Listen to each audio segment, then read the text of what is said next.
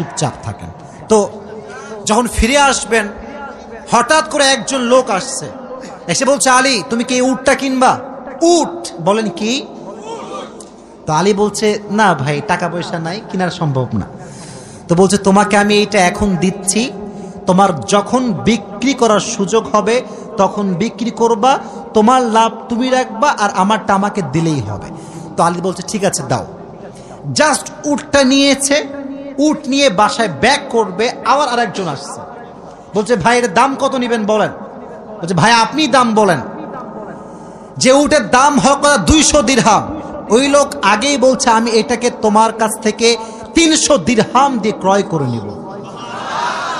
নিয়ে নিয়েছে উট। তাহলে আগে ছিল মাত্র কয় দিরহাম, এখন তিনি কয় দিরহামের মালিক হয়ে গেলেন? সুবহানাল্লাহ পড়তে পারলেন না? এখন এই যে 300 দিরহামের মালিক যাকে দিবে, লভ্যাংশ খুঁজে পায় না। কই গেল লোকটা? লোক আর খুঁজে পায় না, না পেয়ে বাসায় আসছে। যখন গেট খুলেছে, গেট খুলেই দেখছে নবীজি তার বাসার ভেতরে বসে আছে। বলছে, আলী আজকের ঘটনা তুমি বলবা নাকি আমি বলবো? বলছে, নবী আপনিই বলেন। বলছে, তোমার কাছে সর্বপ্রথম যিনি উট বিক্রি করেছিলেন তিনি আর কেউ নন, তিনি হচ্ছেন জিবরাইল।